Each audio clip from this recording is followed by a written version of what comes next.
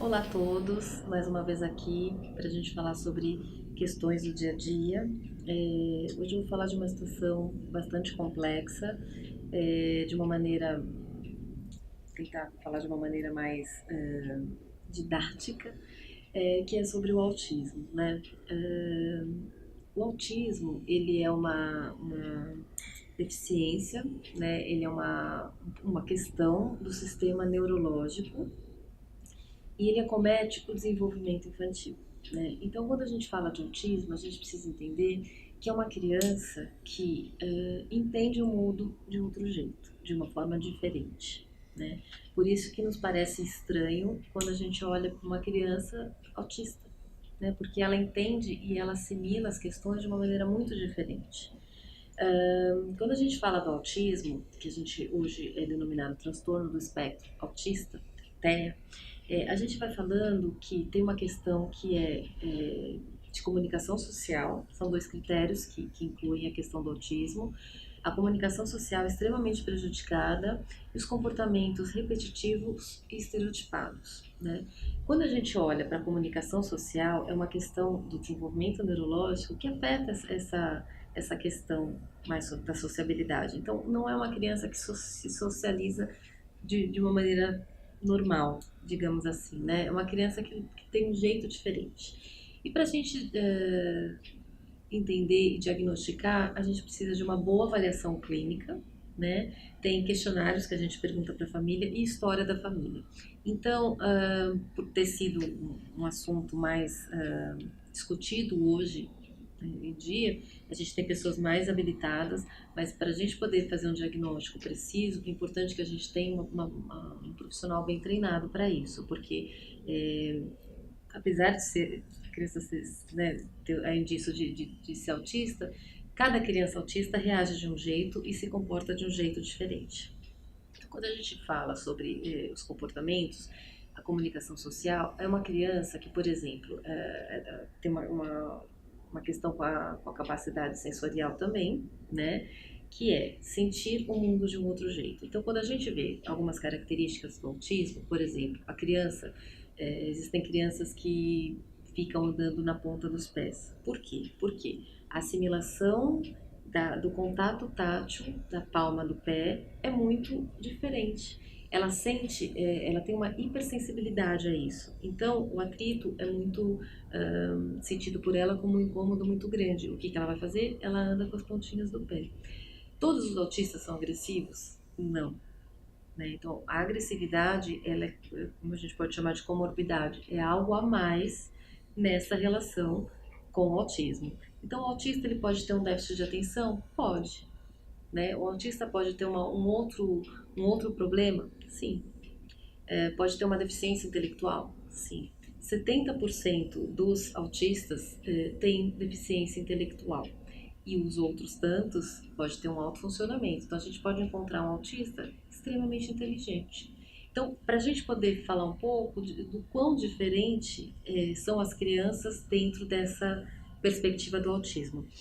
O tratamento para as crianças com autismo, ele pode estar focado na parte medicamentosa, que vai cuidando dos sintomas que vêm junto, muitas vezes acoplados ao autismo. Né? Então, são sintomas, o déficit de atenção é um, a agressividade é outro, a hiperatividade é outro. Então, se medica esses comportamentos, não, o autismo não se medica. A gente, na verdade, o tratamento ele é mais focado em estabelecer as potencialidades dessa criança, né? Para que ela possa se desenvolver e se adaptar o melhor possível. Uma questão que a gente conversa muito quando a gente fala de autismo é na questão da inclusão. Né? Eu tenho vários casos que a gente ouve dizer, né, que a gente atende e que a criança ela não é aceita na escola porque a escola não aceita autistas. Então, é direito, isso é lei. A criança, ela tem que ser aceita, né? Porque a gente pensa, não, mas uma criança diferente no meio de outras crianças, não. O pensamento ele tem que ser o contrário, né? O quanto essas crianças que estão adequadas para a idade aprendem com o autista. Aprende com a diversidade, aprende com o diferente, aprende a ser mais solidários, né, a poder estar de um outro jeito na escola.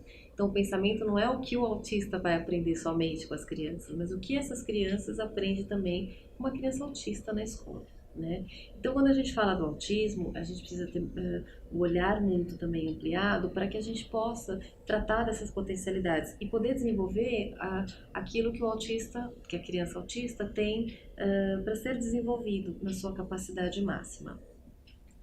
Uma questão, né, da etiologia do autismo, que acho que é importante a gente falar, é a criança ela vai apresentando desde muito cedo situações que podem indicar, eu acho que isso é importante a gente saber, por uma questão do espectro autista. Por exemplo, com 2, 3 meses a criança não acompanha o olhar, né? Isso pode, a gente precisa ficar atenta. Quando a criança com 6 meses não sorri para a mãe, quando ela brinca, ela não sorri.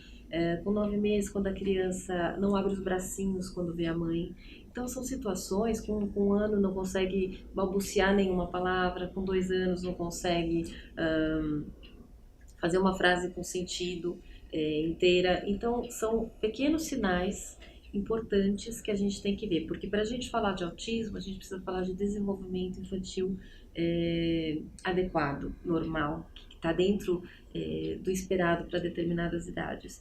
Então, quando a gente fala disso, a gente precisa estar sempre atento para algum desvio no que a gente espera ser o natural para essas idades. E a etiologia, como eu estava falando, da onde vem, né? Então, 50% dos casos de autismo, a genética explica. Então, é uma questão genética que vem com uma questão familiar. Os outros, 50% não. Então, entende-se que muitos outros motivos levam ao autismo, né? Uma criança que está correndo tudo bem, de repente acomete uma doença na mãe, essa mãe já não é a mesma mãe, uma infecção durante a gravidez, o nascimento de baixo peso. Então, tem vários fatores associados, né, e que podem tentar explicar o autismo. Então, quando a gente vê essa situação em casa, quando a gente percebe que a criança não atende pelo nome, a gente precisa ficar atento. Por quê? Porque essa criança, ela pode não ser autista, ela pode ter uma deficiência auditiva. Então, para a gente poder saber se é um autismo dentro desse espectro, a gente precisa, na verdade, desse transtorno, a gente precisa descartar qualquer possibilidade de outras situações que acometem essa criança, como, por exemplo, um problema de audição. Né? Então, ver com muito carinho, se a gente tiver qualquer dúvida, procurar um profissional habilitado. O pediatra pode, muitas vezes, indicar um outro profissional, o neurologista, uma fono pode, que às vezes a criança apresenta um problema de linguagem que não necessariamente tem a ver com autismo, mas que pode ter a ver, né? E uma outra coisa que também traz essa questão genética falando, né? Famílias que têm um filho autista, elas têm chance, acho que 20%, se eu não me engano, de ter filhos com problemas similares, ou com problemas de linguagem e também do autismo. Então, eu espero que essas percepções e essas dicas tenham ajudado a perceber se algo vai bem dentro de casa.